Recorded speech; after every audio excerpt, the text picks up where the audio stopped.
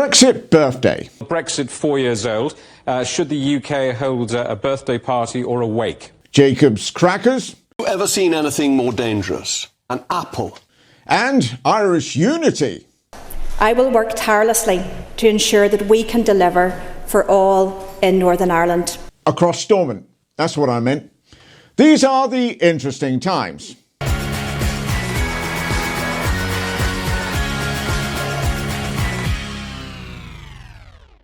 Hello everyone, my name's Matt Johnston and welcome to The Interesting Times, a political comedy show that looks at the state of UK politics. So, following the UK's decision to leave the EU in June 2016, we actually left when Boris Johnson came to power and promised to get Brexit done.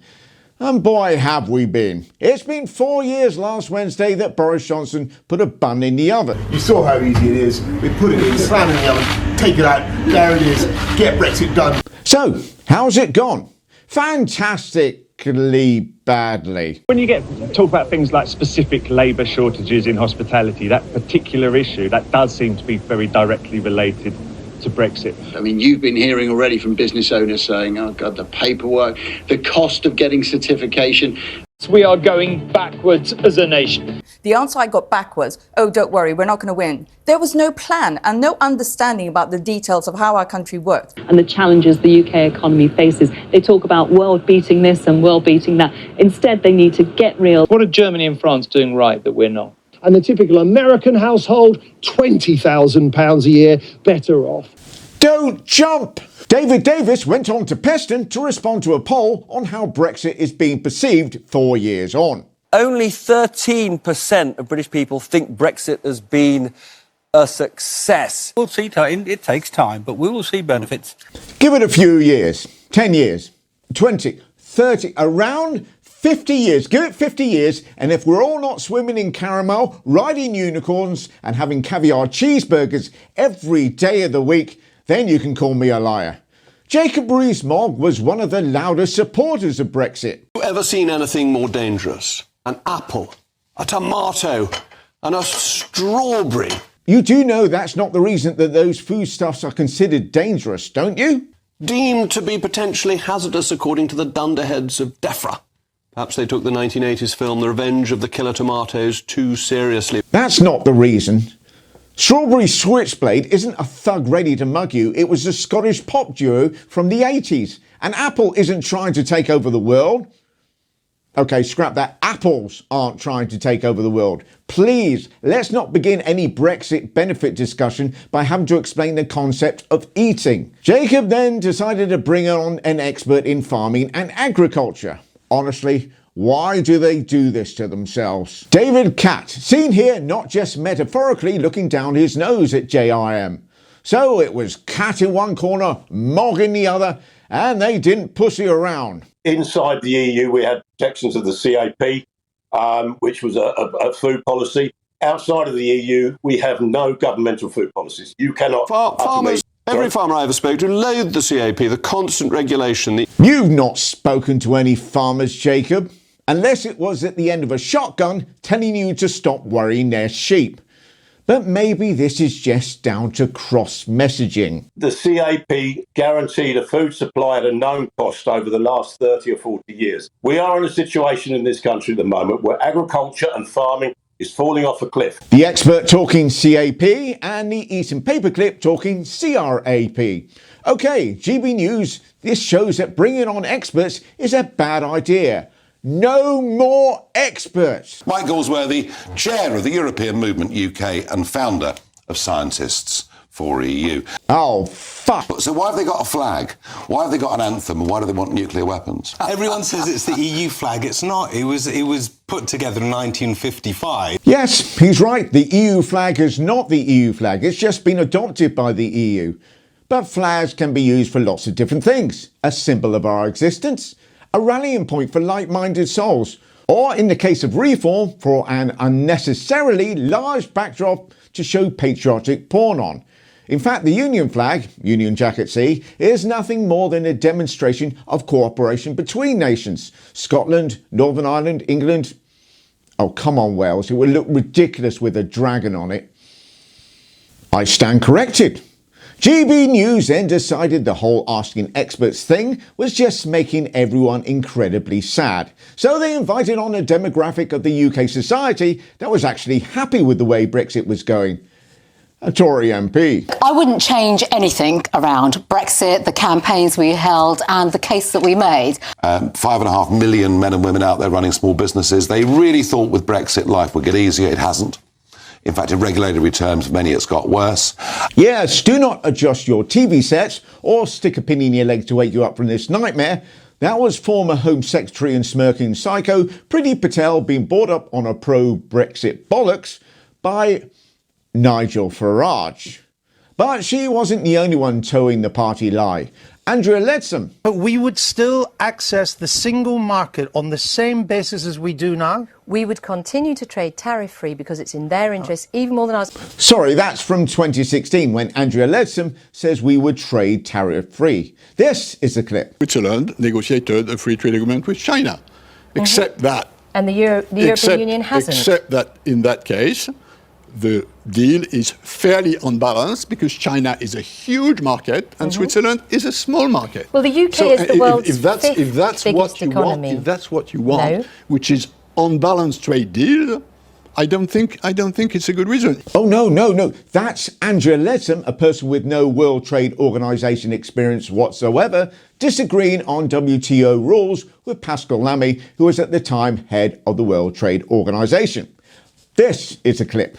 Businesses always face the cost of doing business. Businesses knew at the time of Brexit that in leaving the European single market, there would be additional checks at the border because, by definition, we were no longer in that single market. There was no surprise about that. Yes, all businesses were aware, which is why Boris Johnson in 2019 was punching a bag with gloves with the message, "Suck it up." Or driving a digger through a polystyrene brick wall, which carried the message, "You all knew." Or being a creep at some woman's door at night with large cards carrying message like tough titty, really. And finally, Andrea Jenkins on Sky News, with Dawn Butler just giving her a look that says, "Oh, come on now." That's actually, I think it's politicians who haven't managed to, I guess, deliver on the will of the people, if you like. I think it's a mixture of, well, both, in the fact that I think it's politicians across the houses still trying to stop Brexit. We've seen people who, still taking to the streets, the Remainers who haven't accepted Brexit. We've seen institutions, we've seen civil servants. When I was a minister myself, we've seen civil servants who are still trying to stop Brexit. Yes, the reason we're having trouble with Brexit is because of people being in the street and opposition MPs. I mean, what this country really could have done with is getting Boris Johnson in with an 80-seat majority. Good evening and welcome to the BBC News at 6 from Downing Street, where Boris Johnson won an 80-seat Commons majority. Oh. To recap on Brexit, it's going splendidly, say the Tories, and would be better if it wasn't for experts, facts, or the British people. But we are starting to see some costs coming in. The day after tomorrow, both post-Brexit checks begin to be brought in on certain produce coming to the country from the EU. And that new paperwork imposes costs. The government says the charge for every consignment could be between £20 and £43. And bear in mind, there can be multiple consignments on each lorry. The total estimated cost of the new regime of checks, when it's fully rolled out, is projected by the government to be around £330 million a year. Well, that's all right. We pay the EU £350 million a year. We're still £20 million a year better off. So, providing there are no further costs to leaving, we should be fine. All right, go on. We're not even talking about the system that's supposed to be coming in October, where everything is going to be checked, which is 21 million extra customs declarations. That's double the number of tax declarations this country has on a system that hasn't even been built yet. It is mad, it is chaos, and it should be stopped. Stella Creasy, MP for Walthamstow there, starring in her own version of Don't Look Up. It's chaos, it's mad, it has to be stopped because we are all going to pay much more for our food and there will be food shortages. And if you want to rule those out, do it now. This is just a rejoining argument. Yes, it is. Oh, sorry, that is your point. But all this negativity around Brexit, surely someone must be happy about this? Andy, she says, can you say hello to us and hello to Pete? They voted Brexit. They've retired now to Greece. She said, we voted Brexit, even though she knew that for those guys personally, it might have been easier for them to vote Remain because it might have made their life better. But she says she doesn't regret it at all. Sentiment is coming through thick and fast. Oh, thick and fast. And which one's Mandy? All of this, of course, has affected one area of the UK more than any other. Lifting burdens on businesses like this is the reason the government has got Northern Ireland politics back up and running. Yes, the Northern Irish government has decided to get back to doing the job it's paid to do. That's nice of them. Rishi Sunak has effectively offered concessions to the EU in a bid to get both Sinn Féin and the DUP, the two largest parties in Northern Ireland, to return to government. Although this hasn't pleased the DUP's chief whip, Sammy Wilson. Well, that and it is dry January. Assembly is back up and running. Ministers and members will have 3,300 areas of law which will be made by the European Union, which they'll never initiate, discuss, amend, will simply have to implement. But he needn't worry. According to Secretary of State for Northern Ireland, double-barrelled armed mandatory in the Tory party, Chris Heaton-Harris. I am comfortable that in my lifetime, certainly Northern Ireland will be a strong and wonderfully prosperous part of the United Kingdom. The David Davis approach. Give it 50 years, then get back to me. But Northern Ireland is, with this new stormont brake mechanism, in a rather privileged position compared to the rest of our runaway economy. Where this agreement leaves Northern Ireland. You've got access to the single market for Northern Ireland, just like places like Ireland and Norway. But you've also, if you're in Northern Ireland, got unfettered access to the UK's internal market. Look, big tick there. And that's something that Ireland and Norway don't have. But without Northern Ireland having to pay into the EU budget, have freedom of movement, follow EU rules, makes it look like quite a good deal for Northern Ireland. But what country do they not compare it with? Well, anyone in Great Britain. So we, you might not have it here, but they don't choose to highlight that in this document. Funny that. Hilarious. Wait a minute. Access to the single market, not accepting freedom of movement, and not paying into the EU. Are you saying that Northern Ireland, a country with a population of less than 2 million people, is going to get the Brexit that England, with a population of nearly 60 million people, voted for? So, where are we now with Brexit? Hello, good evening. Now we're told Brexit is done. Apart from, it's not really done, is it? Whether it's those long-promised international trade deals, a low-tax economy, freedom from the grip of European courts, or even something as simple as working out where our trade borders are, nearly 8 years on, it's hard to see how Brexit has been completed. You know, if it was a computer game, I'm not really sure we'd even be at the boss level yet. Yes, it's hardly gone supersonic. All we've really done is stop Super Mario coming in, which is why we've got such problems with our waterworks. At least we did get rid of Donkey Kong, though. But having said all I've said, yesterday was a very historic day in Northern Ireland. Good luck for the future, my Irish cousins, and please, in whatever capacity, stay in contact, eh?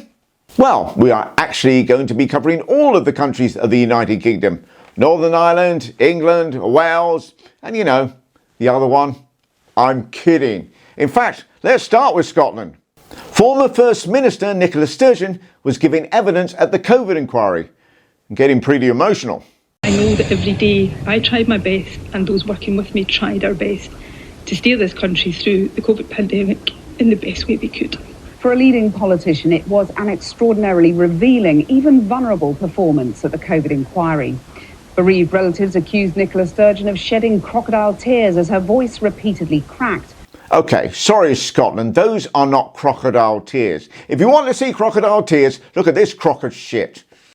But what about the science experts? Did Nicola listen to them? And Professor Stephen Reicher joins us now. He was a member of the Scottish Government's COVID advisory group. What did you make of our handling of the COVID pandemic? We had a few what we call deep dives with the First Minister, where we discussed issues of the science around, for instance, how the virus was transmitted. And in those deep dives, I have to say, I was very impressed First of all, by the fact that she knew what she was talking about. She asked sharp questions. She seemed to be on top of things. Compare that with Johnson, who I'm sure only brought in the scientists to see if he could mix up some drugs in a bath. Come on, eggheads, it's supposed to be a party. Woof! And on to Wales, and following Mark Drakeford stepping down, Wales is getting a new leader. And as Labour is the largest party in Wales, that person will come from the Labour Party. They will be chosen in March, and it's a straight choice between Jeremy Miles and the insanely Welsh-sounding Vaughan Gething. Whoever gets in, it will be historic. Vaughan Gething will be the country's first black First Minister, and Jeremy Miles will be the country's first openly gay First Minister. So I'm just hoping that the Senate thinks about this decision carefully. And finally, we will talk about England, my homeland. Let's go back to 2011, the first full year of the Conservative-led coalition. We'll compare 5 of the key NHS performance measures on this graph. Now, when something goes below the dotted line here, it means things are better than 2011. Anything above is worse. Twice as bad, 3 times, 5 times as bad, and so on. Okay, having a potential for 5 times worse on a chart is horrifying, right? One of our measures, people still on the elective care waiting list after 18 weeks. By 2016, look, those improvements were wiped out. By 2016, the number of people waiting longer than a fortnight to see a cancer specialist had more than doubled. Since 2011, patients waiting 4 hours in A&E, 3.5 times higher. And people waiting 4 hours on a trolley for an emergency hospital bed, up, there you can see, 5-fold. And here's what happened next. By 2023, 18-week waits for care were nearly 13 times worse. Oh God, 13 times? How bad does this get? Now, NHS England points out that a big driver in all this is the increased demand on the health service. Patient numbers are up, they need more care when they arrive, and there aren't enough beds in care homes to discharge people to. Let's look at 12-hour waits on a trolley for a hospital bed, practically unheard of in the early 2010s. There were some months when literally no one in England's NHS waited that long. But in 2023, it was happening to 35,000 people a month on average. That's over 3,000 times worse than in 2011. That's bad. Bad to the tune of 35,000 times as many bad. It's all down to the Tories. Roll on election day whenever it happens, when I'm hoping that this government's chance of re-election will be flatlining. And that's it. No time to talk about the will they, won't they get rid of Rishi Sunak. There are some reports that you're in an evil plotters WhatsApp group. Are you involved? And isn't this a civil war just helping out Labour? I think this is a nonsense story. This is the media trying to fuel lots of gossip about Westminster. I think the fact that you're asking me about WhatsApp groups is a sign that the media are not serious about focusing on the issues that this country is facing. And for the record, no, I am not. And I would like people to stop asking me. Translation, for the record, yes I am, but I didn't get enough support, so I'm waiting until after the election to give it a go. And yes, I would like people to stop asking me. Andrew Jenkins was a lot more forthright with the recollections. I'm going to ask you about the WhatsApp groups though as well. Evil plotters. What's going on? Are they actually evil plotters? Oh, it's quite a cool name though, isn't it? It is. And you obviously, you've gone on the record saying you want Rishi Sunak out. You want to... The plot thickies. No time to talk about the fact that no wonder Rishi Sunak is so against migration, particularly from the EU, as the polls have not been his friends. A new one from Best for Britain saw that the Tories were unpopular amongst all age groups. All voting age groups, that is. Time to play the long game and try to catch the 3 to 9-year-old vote. Ban mandatory bedtimes, ice cream 3 times a day, and policing done by Paw Patrol. So what can Sunak do? If he goes out to meet the public, he gets a hard time. If he goes to Parliament, he gets a hard time. Even in committees, the poor man gets bullied. Where can he go where the questions are as inane and bland as the presenters themselves? I'm back. We are joined now by Prime Minister Rishi Sunak, who's made a return to our This Morning sofa. I'm enjoying us. We have got so much to talk to you about. You've just had a bit of chicken. Is that your first bit of food? And do you have the odd nut? I do have the odd nut, exactly, that kind of thing. I knew it. I knew it. That's the trick to it. Well, I'm pleased that you came in on a Tuesday rather than a Monday, because you wouldn't have been able to have I wouldn't have been able to have that very nice chicken for you on a Monday. What's going on? Are you going to win it?